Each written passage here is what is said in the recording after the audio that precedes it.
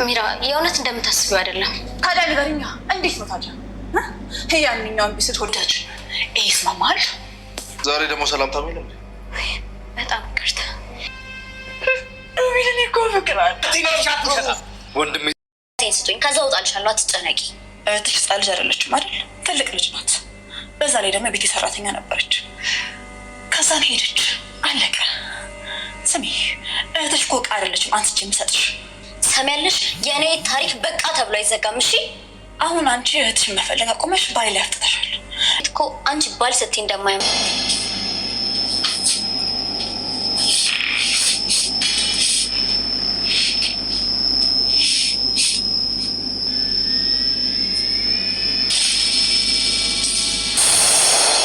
ልጃጅ አለብኝ።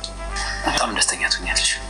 እርግጠኛ ነኝ ደስተኛ እዚህ ያለሽ ሽጥልኝ ብላ ሰጠኝ። የሳራን የእጅ ጌጥ ለሉሃና ሰጣት። ሉሃናንን በዚህ አይነት መልኩ ላገኛት እችላለሁ በማለት እንግዲህ ሳራን የገደላት ቀን ከእጇ ላይ ይህንን የእጅ ጌጥ አውጥቶ ነበረ። ያንንም የእጅ ጌጥ ደግሞ ለሷ መስጠት አለብኝ፣ ለሷ ከሰጠዋት እጅግ ደስተኛ ትሆናለች፣ ወደ እኔም ትቀርባለች በማለት እንግዲህ የሳሪን የእጅ ጌጥ ለሉሃና ይሰጣታል። ሉሃናም እንግዲህ እንደጠበቀው እጅግ በጣም ደስተኛ ትሆናለች። እህቴን እንዳገኘዋት ነው የምቆጥረው፣ ግን እንዴትስ አንተ ጋር ሊሆን ቻለ? ኬት አምጥተ ነው ብላ ጠይቀው ነበረ። በጠየቀችበትም ሰዓት ደግሞ ሳሪ ገንዘብ ቸግሯት ሽጥልኝ ብላ እንደሰጠችው እና ይህን ደግሞ እኔ አልሸጥም ብሎ ብሩን ሰጥቷት ጌጡን ግን ራሱ ጋር እንዳዋለው በኋላ ሊሰጣት እንዳሰበ ይነግራታል።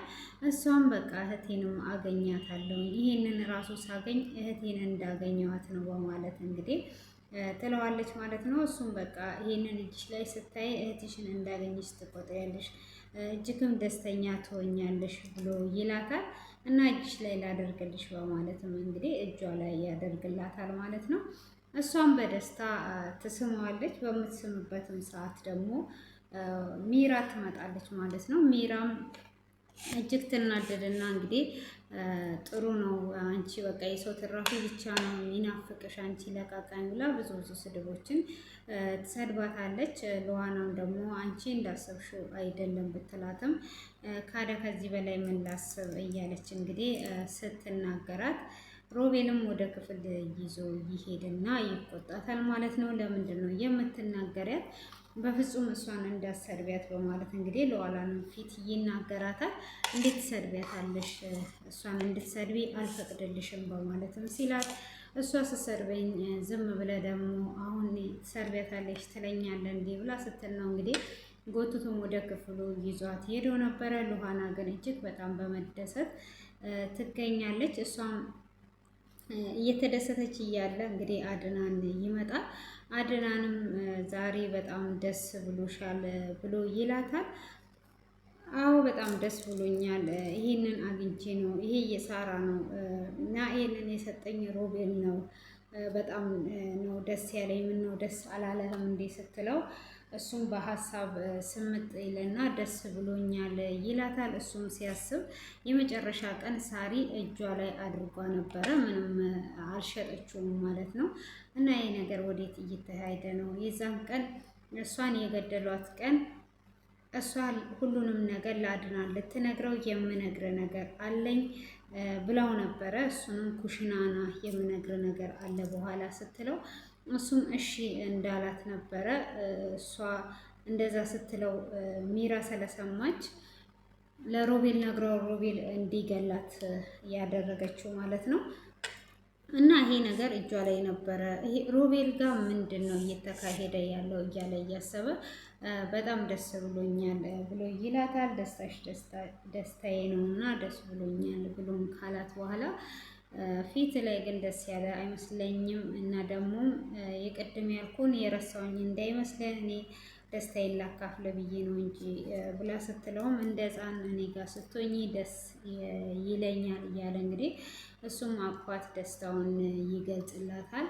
እና የሮቤል ነገር ግራ ገብቶታል። እንዴት ይሄ የእጅ ጌጥ እሱ ጋር ሊገኝ ቻለ? እሷ ደግሞ አልሸጠችውም ነበረ እንዴትስ ነው ይሄ ነገር እሱ ጋር ሊገኝ የቻለው የሚለውን ለሉዋና ግልጽ ባያደርግላትም ግን እየተጨነቀና እያሰበ ይገኛል ማለት ነው። ሆኖም እሱ እንደዛም ቢያስብ ማለት ነው እንግዲህ ግራ ቢገባውም ምንም ነገር ማድረግ አልቻለም። ሆኖም እንግዲህ ደግሞ ዛሬ ላይ ሚራ ሮቤል መውለድ እንደማይችል አድናን በባለፈው ክፍል ላይ እየነገራት እያለ ነበረ ክፍሉ እየተጠናቀቀው ማለት ነው። እንግዲህ ሮቤልንም ሄዳ እንዴት ነው እስከዛሬው ቀን ሁሉ እየተጫወትክብኝ የነበረው? አንተ መውለድ አትችልም፣ ሕፃኑ ደግሞ የአድናን ነው ብላ ትለዋለች። ይህን ማን የነገረሽ? ውሸት ነው ብሎ ይላታል። እኔ መውለድ እችላለሁ፣ ልጁ የራሴ ነው ብሎ ይላታል። እሷም በፍጹም ልጁ ያንተ አይደለም፣ እስከ ዛሬም ዋሽተህኛል፣ ያንተ ውሸት መቼ ነው የሚያልቀው? ከወዲህ የምንም ልጅ የለህም፣ ልጁ ያድናን ነው ትለውና ቀጥሎ ደግሞ ሉዋላ ጋር ሄዳ ከዚህ ቤት ቀጥ ብለሽ መውጣት አለብሽ ብላ ትላታለች። እሷም ለምንድን ነው የምወጣው? ከዚህ ቤት አልወጣልሽም። ከዚህ ቤት እንድወጣ ደግሞ ከፈለሽ እህቴን ስጭኝና ከዛን እወጣልሻለሁ። እኔ የምፈልገው እህቴን ብቻ ነው። እህቴን ስጭኝ ስትላት እህትሽ እኮ ትልቅ ሰው ናት። ስለዚህ እህትሽ እቃ አይደለችም፣ የቤቴ ሰራተኛ ነበረች፣ ከዛ የለችም፣ አሁን የማቅልሽ ነገር የለም ብላ ምላሽ ትሰጣታለች። እሷም እንደዛ ሳይሆን እኔ እህቴን እንድትሰጪኝ ነው። እህቴን ከሰጠሽኝ በኋላ ከዛ ይሄድልሻለሁ ብላ ስትል እኔ አላቅልሽም፣ በቃ የአንቺ ነገር እህቴ እህቴ አትበኝ፣ እህትሽ በጣም ትልቅ ናት፣ ስለዚህ አብታል ስትላት የኔ ፋይል በቃ ተብሎ የሚዘጋ አይደለም፣ እህቴን ሳላገኝ ከዚህ ቤት የትም አልሄድም ብላታለች። እንግዲህ ሚራ ደግሞ ከዛ ቤት እንድትሄድላት ፈልጋለች። ሆኖም እንግዲህ ሮቤልም በባለፈው እንግዲህ እሷ ፎርጅታ ሰርታ የሰጠችውን አሁን ሚራን መቅደም አለብኝ፣ ሚራን ካልቀደምባት ከሚራ ጋር እልክነት መገባባት ጥሩ አይደለምና ሚራ በኋላ ላይ ልታሸንፈኝ ትችላለች። ይህንን ቤት ወይም ካርታውን በራሴ ማድረግ አለብን ወይም ደግሞ ቶሎ ብዬ መሸጥ አለብኝ በማለት እንግዲህ ይደውልና ቶሎና ፈልጋለሁ ማታ ብሎ ይለዋል። እንግዲህ ቤቱ ፎርጅቶ አያውቅም።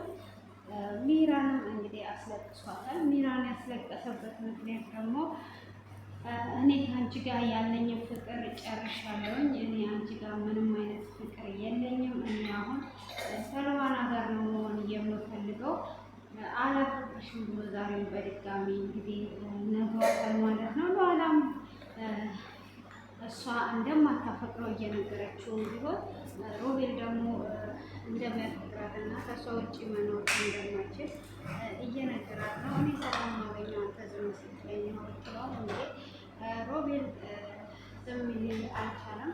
በጣም እንደሚያፈቅራት አሁን ላይ እየተረዳ ነው። ሆኖም እንግዲህ ቢያፈቅራትም መቼም የትቷን ገዳይ እንደማታገባ እርግጠኛ ነው ማለት ነው። እንግዲህ የሚራ ንዴት እየቀጠለ ይገኛል። ሆኖም እንግዲህ ሉዋና አድናንን አሁኑኑ መጋባት አለብን፣ አሁኑኑ ካልተጋባን እያለችው ነው። እንግዲህ አድናንም ደግሞ አትቾኪ ቢላትም ሚራ ከቤት ውጪ ስላለቻት ስለዚህ መጋባት ይኖርብናል በማለት እንግዲህ እየጠየቀችው ትገኛለች። ሆኖም ያንን ነገር ያደረገው ሮቤል እንግዲህ ሳራን እንደገደለ ባይጠረጥረውም ግን ስለ ሳራ የሚያውቀው ነገር እንዳለ ግምት ውስጥ አስገብቶታል ማለት ነው።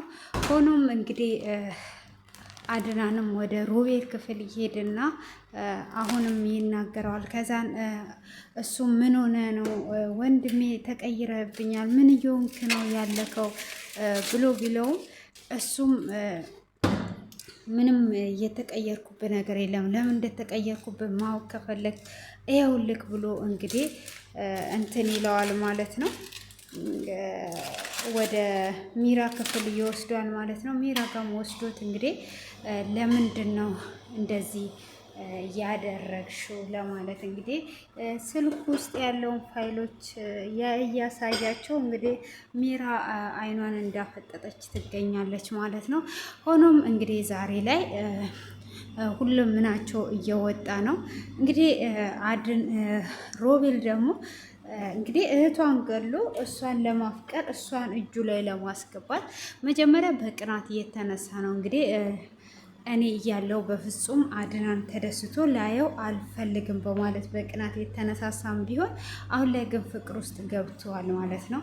ፍቅር ውስጥ ስለገባ እንግዲህ ሳራ መቼም ገለዋታል። ሳራን ገሎ ይሄን ጌጡን ለመሸጥ ያስቀመጠውን ነው እንግዲህ ለእህትየው እየሰጣት። ሆኖም ግን እሷን ገሎ እንዴት እሷን ደግሞ ለትዳር ሊመኛት መቻሉ ራሱ እንዴ የፈለገ ነገር ቢሆን የእህቷን ገዳይ ታገባለች ብሎ ማሰቡ ራሱ በጣም ነው የሚገርመው ማለት ነው።